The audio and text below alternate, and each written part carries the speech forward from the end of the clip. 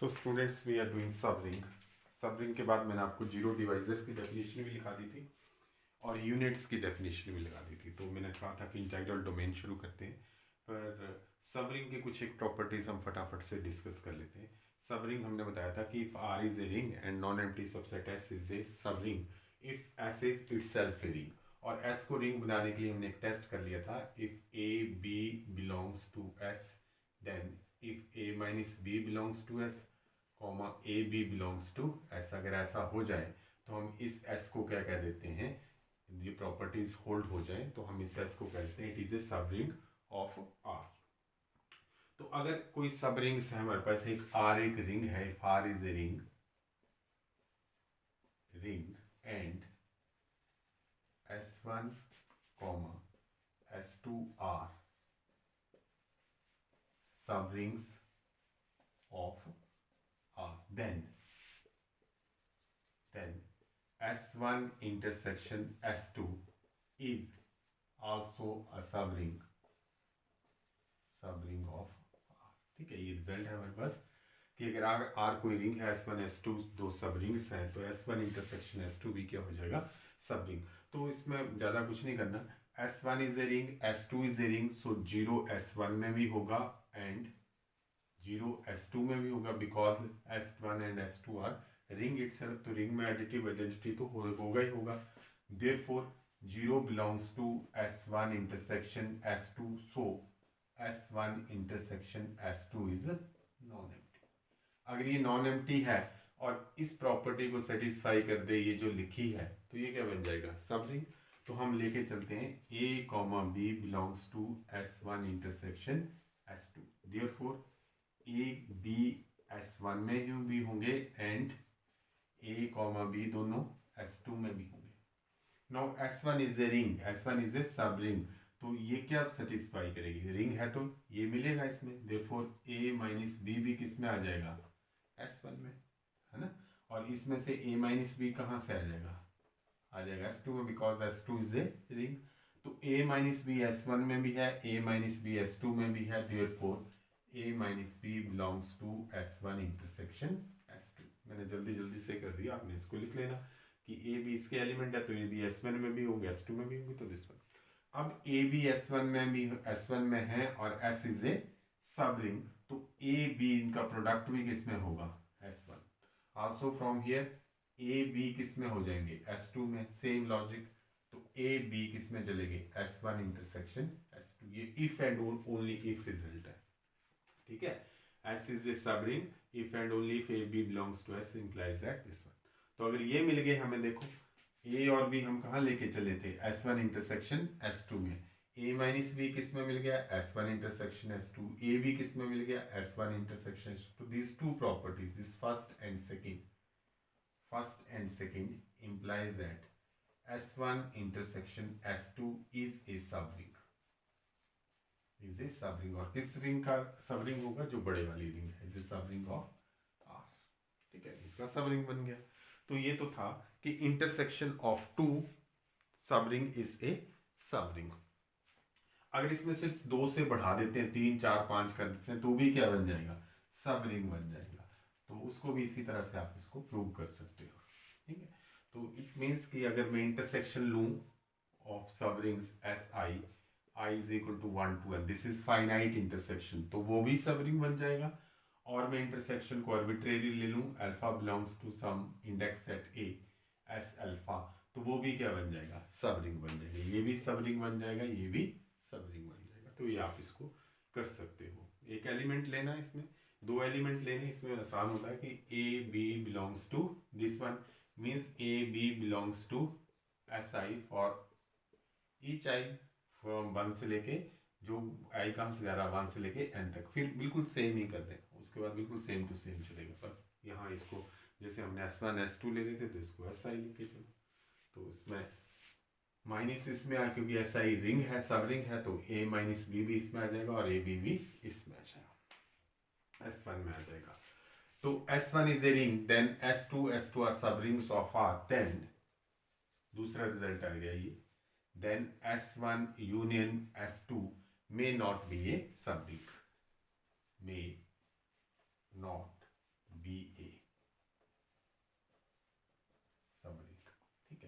May not be a subring, तो not be a सब ring को आपको क्या प्रूव करना पड़ेगा? नॉट के लिए तो आपको एक एग्जांपल देना पड़ेगा। तो हम देखते हैं कि देखो हम एक रिंग ले लेते हैं Z, Z is a ring, ring of integers, ठीक हो गया, with respect to addition, and दूसरा ऑपरेशन कौन है? मल्टीप्लिकेशन, ठीक है, with respect to addition and multiplication. अब इसके दो सब रिंग लेते हैं, बड़े आसान है, 2z 0 plus minus 2 plus minus 4 plus minus 6, एक ये ले लिया।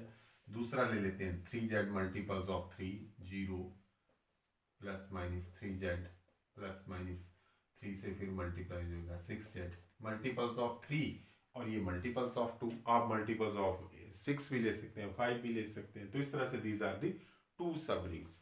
तो 2z and 3z are subrings of z। आप इसको ये वाला टेस्ट लगा के देख भी सकते हैं कि सब रिंग बन रहे हैं या नहीं बन रहे हैं। अब क्योंकि हमने इनका यूनियन देखना है, तो अब इनका यूनियन ले लेते हैं, 2z union 3z, 2z union 3z means जो एलिमेंट इसके भी हैं और एलिमेंट उसके भी हैं, ठीक है। 3z नहीं लेना, हमने 3 लिया, ठीक है, z क्यों लेना, ठीक है। 3z यहाँ पे है ना, this is the multiple of 3, so 2 plus minus 3 ये आ गया, फिर आ गया प्लस माइनस 4, फिर यहाँ चलेंगे plus minus 6 and so the elements of 2z as well as element of 3z। तो 3z में हमने पहले z ले लिया था, तो वो नहीं लेना। देखो अब 2z यूनियन 3z, अब हम इसमें से अगर ये क्लोज्ड हो जाए तब तो आगे सोचेंगे हम आगे, लेकिन अगर क्लोज्ड नहीं हो तो हम कह सकते हैं कि 2z union 3z is not a ring.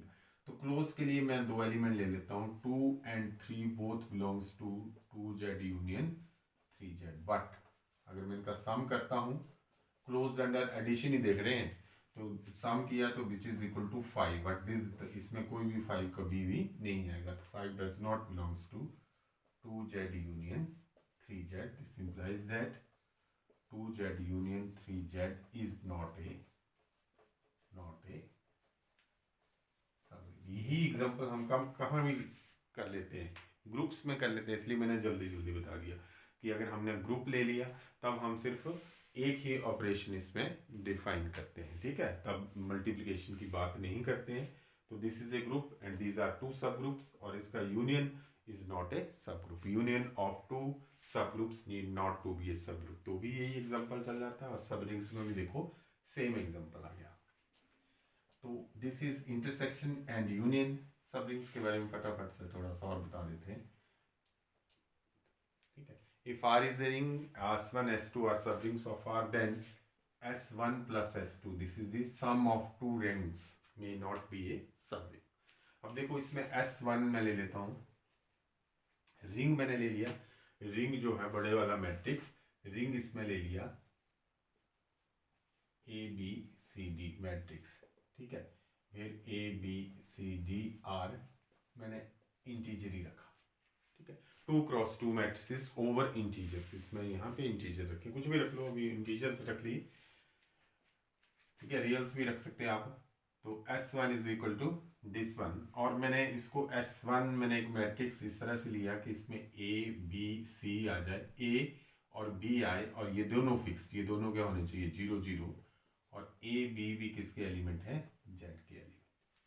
तो आपने इसको प्रूव कर सकते हैं कि इट इज ए सब रिंग। कैसे प्रूव करेंगे, A माइनस बी और A प्लस बी, तो दो इसके एलिमेंट लेंगे, उनका माइनस करेंगे, दो एलिमेंट लेंगे इसके, उनका मल्टीप्लिकेशन करेंगे, तो वो किस में आ जाएंगे, S1 में, तो ये रिंग बन जाएगा, सॉरी ये सब रिंग बन जाएगा।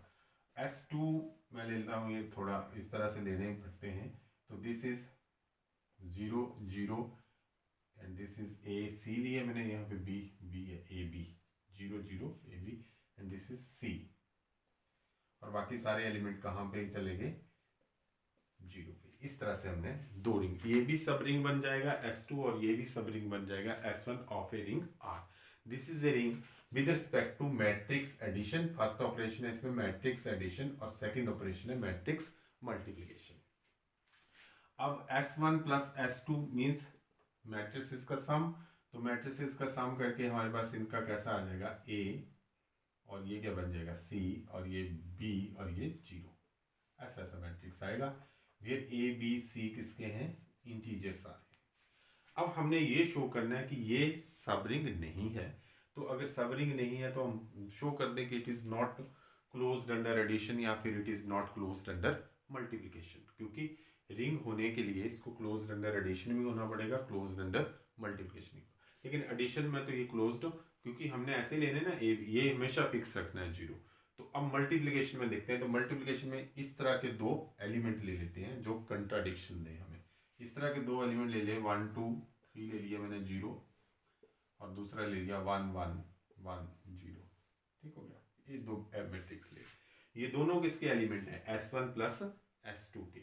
अब देखो इसकी मल्टीप्लिकेशन कर दी हमने, तो this is 1 and this is 2, तो ये कितना बन गया 3, and this is 3 and this is 1 and this is 0, this is 1 and this is 3 बन गया। दिस इज, तो देखो ये 3 1 और 3 3, क्या ये S1 प्लस S2 का मेंबर है? No, it's not a member, क्योंकि यहाँ पे हमने क्या फिक्स किया 0, लेकिन यहाँ पे क्या आ गया 3, तो this does not belongs to S1 plus S2। So therefore S1 plus S2 need not to be a subring of R. So this is a definition center of a ring R. किसी ring R का centre, उससे पहले आपने group का centre पढ़ा हुआ, तो definition almost same है। तो what is the definition? Let R be a ring, the set ZR। ठीक है, उसमें ZG लिखा था, ZR is equal to ZR is equal to A belongs to R such that AX is equal to XA for all X belongs to R। Means ring के वो element जो ring के बाकी सारे एलिमेंट के साथ क्या करें, कम्यूट करें, तो उस सेट को हम क्या कह देते हैं, centre of a ring. All the elements of a ring, वो रिंग के वो एलिमेंट जो रिंग के सभी एलिमेंट्स के साथ क्या करें, कम्यूट करें। तो देखो एक रिंग में हमेशा क्या होता है, जीरो रिंग में होता ही है ना, एडिटिव आइडेंटिटी तो होना ही होना, तभी रिंग बनेगा। अब 0 को किसी भी x के साथ मल्टीप्लाई करें तो 0 इंटू एक्स क्या आ जाएगा 0, और x इंटू 0 भी क्या आ जाएगा 0 for all x belongs to R। तो 0 रिंग के हर एक एलिमेंट के साथ कम्यूट करता है, तो 0 किसका एलिमेंट हो जाएगा, 0 किस में चला जाएगा, ZR में। ठीक है, 0 is an element of ZR। अगर this is a ring with unity है, इसमें 1 है, तो 1 भी किसके साथ, 1 भी तो कम्यूट कर जाएगा, 1 into x is equal to X is equal to x into 1। अगर if it is a ring with unity, condition है ना, यूनिटी हमेशा हर रिंग में तो होती नहीं। जैसे 2Z वाला हम कर रहे थे अभी एग्जांपल, तो इसमें यूनिटी नहीं थी। अगर यूनिटी होगी तो वो भी किस में चली जाएगी, ZR में। और अगर वो रिंग कम्यूटेटिव है तो हर एक एलिमेंट इस प्रॉपर्टी को सेटिस्फाई करेगा, तो वो ZR किसके बराबर हो जाएगा, रिंग R के बराबर हो जाएगा। अब हमने ये शो करना है कि ZR जो है it is a subring. तो हम लिखते हैं the centre of a ring is a सब रिंग।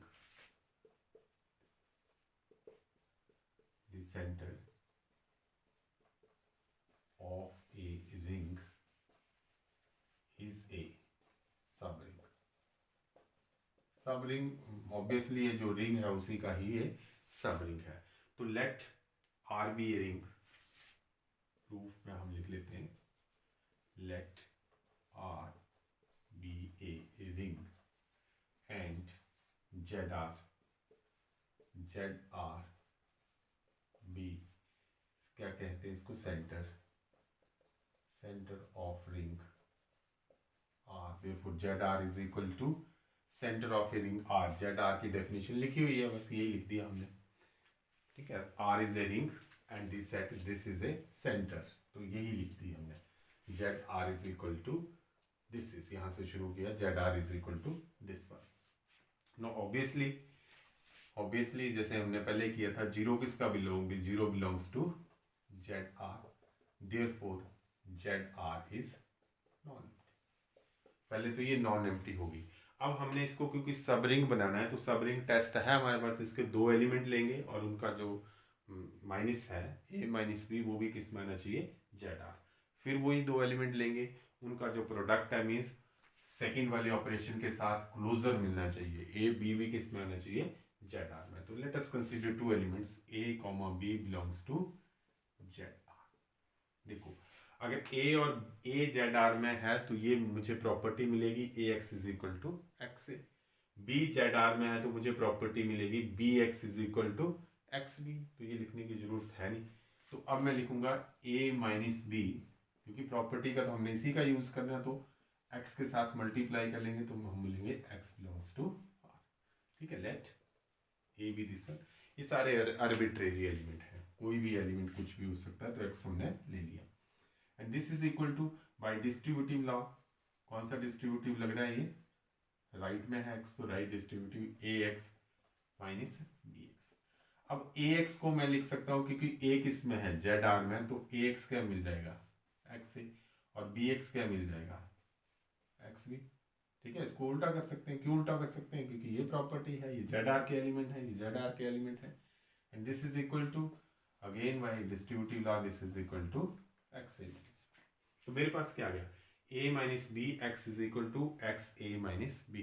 उल्टा हो गया ना, तो कम्यूट कर गया a माइनस बी एक्स के साथ, क्योंकि x आर्बिट्रेरी है तो मैं लिख सकता हूँ for all x belongs to r। तो यहाँ अगर मैं लिखूँ तो यहाँ मैं लिखूंगा a minus B x is equal to x A minus B for all x belongs to r। तो ये किसकी डेफिनेशन मिल गई मुझे, X A is equal to x A commute कर रहा है। This implies that a minus B किसका एलिमेंट हो गया, जेड आर का। This implies that a minus B belongs to Z R. तो ये फर्स्ट, ठीक है, ये फर्स्ट हमने प्रूव कर दिया जो रिंग सब रिंग टेस्ट था, A B A minus B belongs to R. अब सेकंड हमने क्या प्रूव करना है कि ए भी किस में है, आर में। तो देखो A B similar parallel lines पे आप ये भी प्रूव कर सकते हैं। नाउ ए बी प्रूव करने के लिए फिर हम किसकी ये लेंगे, एक्स का, ए बी एक्स।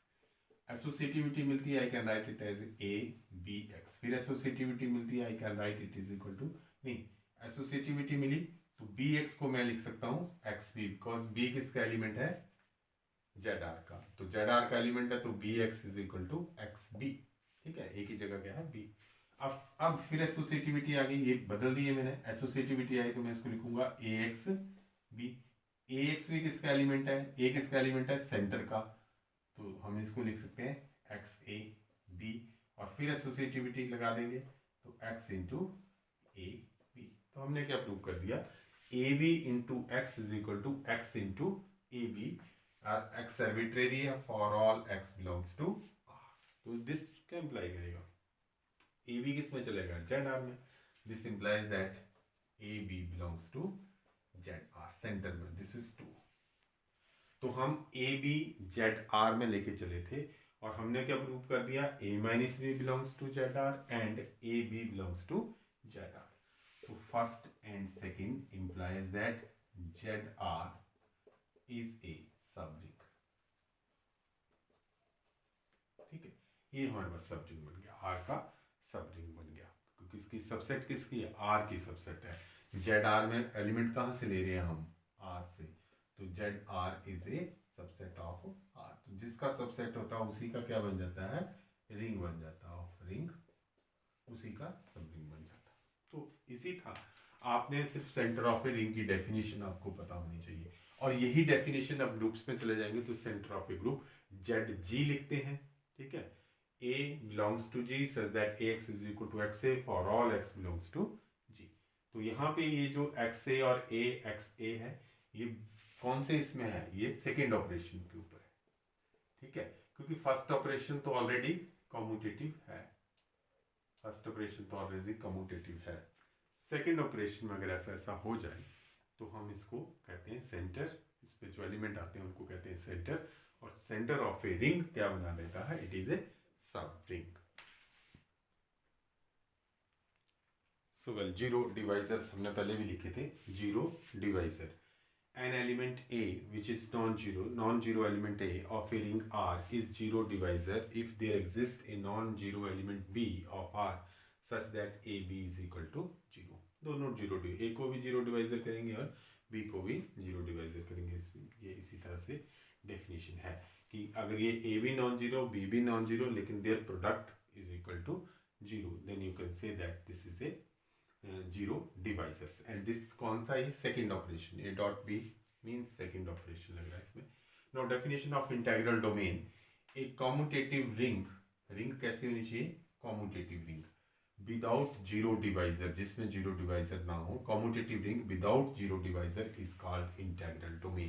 ठीक है, commutative ring without zero divisors is called integral domain. कई बार कुछ बुक्स वाले साथ में ये भी लिखते हैं कॉम्यूटेटिव रिंग विद यूनिटी, इसमें यूनिटी भी डाल देते हैं।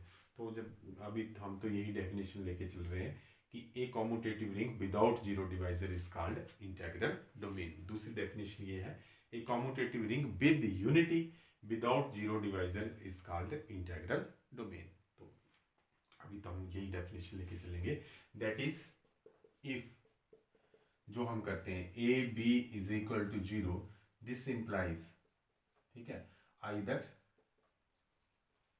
ए इज इक्वल टू जीरो और b is equal to zero. जब इंटेग्रल डोमेन होगी तो हम हमेशा ये लिख के चलेंगे, जो हम लिख के चलते हैं, a B is equal to zero, then either a is equal to zero और b is equal to zero. तो अब ये जो इंटेग्रल डोमेन के एग्जांपल से आपको पता चल जाएगा कि ring of integers is an integral domain. ये हमेशा आपको याद है, क्योंकि रिंग इंटीजर से जब भी बात करेंगे तो जब भी टू इंटीजर का product is equal to zero हो, it means either a is equal to zero और b is equal to zero. तो ring of integer is an integral domain, well known example है इसका।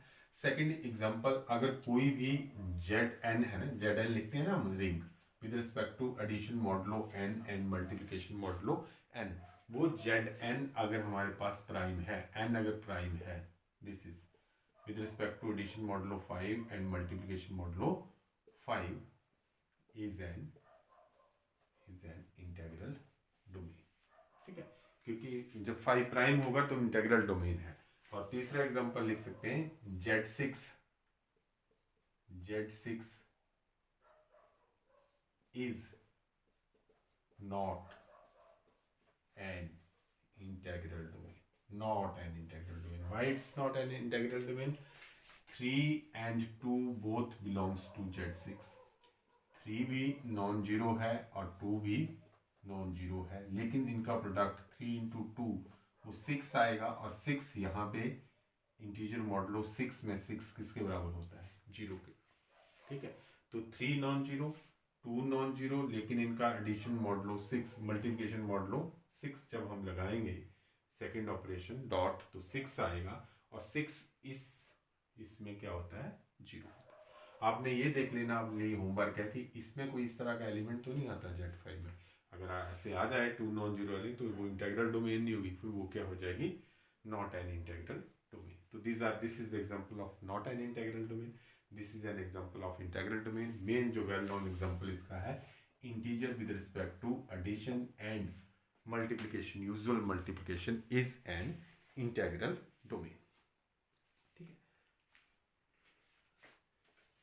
सिमिलरली मैट्रिसेस में चले जाएं तो मेरे पास 2 नॉन जीरो मैट्रिसेस का हमने किया था, उनका भी प्रोडक्ट क्या आ जाता है, 0 0 आ जाता है, तो वो भी इंटेग्रल डोमेन नहीं होगी। रिंग ऑफ मैट्रिसेस जो आप करते हैं with respect to addition and multiplication of matrices. अब हम एक इसका छोटा सा एग्जांपल कर लेते हैं।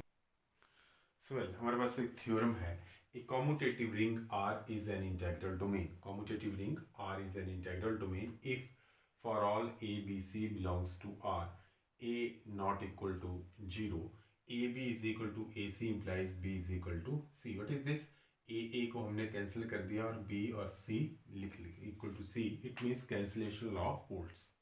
ठीक है, कब इंटेग्रल डोमेन है तो कैंसिलेशन लॉ होल्ड होगा, ये हमें बताना कि अगर R इंटेग्रल डोमेन है तो कैंसिलेशन लॉ होल्ड होगा, means this property is true. और अगर ये प्रॉपर्टी ट्रू है तो ये जो कॉम्यूटेटिव रिंग है उसको क्या होना पड़ेगा, इंटेग्रल डोमेन। कॉम्यूटेटिव रिंग दिया हुआ, अब हम उसकी डेफिनेशन होती है commutative ring without zero divisors. अगर हम ये शो कर देंगे कि विदाउट जीरो डिवाइजर्स, तो ये क्या बन जाएगी, इंटेग्रल डोमेन। पर अभी तो हम इसको लेके चलते हैं कि it is an integral domain. Proof में हम लेंगे let R be an integral domain। अगर R in an integral domain है तो इंटेग्रल डोमेन की प्रॉपर्टी मेरे दिमाग में है कि a b is equal to 0 implies either a is equal to 0 और b is equal to 0। ठीक है, इंटेग्रल डोमेन। अब इंटेग्रल डोमेन है, दिस इज ए बी और ए सी, और हम ये लेके चलते हैं and a B is equal to A c. अब हमने क्या प्रूव करना है, b is equal to c. ऐसे डायरेक्ट तो हम इसको काट नहीं सकते, तो this is a b minus a c is equal to 0। अब ये distributive law a into b minus C is equal to 0। अब ये मेरे पास ऐसा आ गया कि ए और बी किसके बराबर है, 0 के बराबर। This is A and this is B. तो क्योंकि ये इंटेग्रल डोमेन है, R is integral domain, therefore this implies that either A is equal to 0 or B minus C is equal to 0. But A is not equal to 0, it is given. But A not equal to 0, it is given. तो मेरे पास क्या possibility होती है, therefore B minus C is equal to 0, that is B is equal to C. तो अगर integral domain है तो a B is equal to A c क्या इंप्लाई करेगा, बी माइनस सी। अगर इंटेग्रल डोमेन है तो आप इसमें कैंसिलेशन लॉ लगा सकते हैं शुरू में, integral domain then you can use cancellation law. लेकिन इंटेग्रल डोमेन नहीं है, जैसे Z6 है, तो Z6 में आप ऐसा कुछ नहीं कर सकते, ठीक है। सो दिस इज, अब इसका कन्वर्स पार्ट भी तो करना है। कन्वर्सली हमें क्या गिवन होगा, कैंसिलेशन लॉ होल्ड्स, है ना, कैंसिलेशन लॉ होल्ड्स। कन्वर्सली ये जो हो गया, ये मुझे क्या मिल जाएगा, this is given to me, this is given to me. और मैंने ये प्रूव करना है कि R is an integral domain. To show R is an integral domain, integral domain, और ये मेरा आ जाएगा गिवन कि A B is equal to A C then B is equal to C, means cancellation law hold हो रहे हैं किसी रिंग आर में, और वो रिंग कैसी है, कॉम्यूटेटिव। तो मुझे उस रिंग को क्या बनाना है, इंटेग्रल डोमेन। अगर इंटेग्रल डोमेन बनाना है तो आर तो कॉम्यूटेटिव दी हुई है, हम ये भी शो कर देंगे कि it is without zero divisors. तो जीरो डिवाइजर्स के लिए मुझे लेना पड़ेगा a B is equal to 0। Let us suppose that a B is equal to 0 and साथ में ए दिया हुआ है, a is non zero. A non zero है लेकिन ए बी किसके बराबर है, 0 के बराबर। अब ए बी 0 के बराबर है तो इसको मैं ए और 0 भी कर सकता हूँ कि 0 के साथ कोई भी एलिमेंट मल्टीप्लाई होगा तो वो क्या हो जाएगा, 0 के बराबर। अब मैंने ये लॉ लगा देना, क्योंकि इसने कहा कि A B is equal to A C then B is equal to c. A B is equal to A c, 0 की जगह सी है तो कैंसिल कर सकता हूँ, then B is equal to 0। तो हो गया कि अगर ए 0 नहीं है तो किसको होना पड़ेगा, बी को 0 होना पड़ेगा, आइदर ए 0 और बी 0, ठीक है। अगर बी 0 नहीं होता तो किसको 0 होना पड़ेगा, तो ए को 0 होना पड़ेगा। तो a B is equal to 0 implies that either a 0, तो ए 0 नहीं है तो कौन 0 होना पड़ेगा, बी को 0 होना पड़ेगा। सिमिलरली अगर बी नॉट 0 होगा तो आप ए 0 आ जाएगा। तो this implies that R is an, R क्या लिखेंगे, to show that R is n, तो R is an integral domain। क्यों इंटेग्रल डोमेन होगी, it is without zero divisor, R is without zero divisors. मिल गया नहीं, R is without zero divisor and R is commutative, therefore R is an integral domain। तो कई बार ये छोटा question BSc level तक तो पूछ लिया जाता है, MSc में भी ये कंसेप्ट तो क्लियर होना चाहिए, कहीं ना कहीं तो आपको यूज हो ही सकता है, ठीक है। So this is about the integral domain. अब हम आगे डेफिनेशन करेंगे फील्ड की, important one, next lecture. Field और इंटेग्रल डोमेन के बीच में क्या रिलेशन है ये हम करेंगे नेक्स्ट लेक्चर में। आज आपने इतना ध्यान रखना कि जो इंटीजर्स है, रिंग ऑफ इंटीजर्स, वो इंटेग्रल डोमेन है, और इंटेग्रल डोमेन एक कॉम्यूटेटिव रिंग होता है विदाउट जीरो डिवाइजर्स। तो that's all for today, have a good day.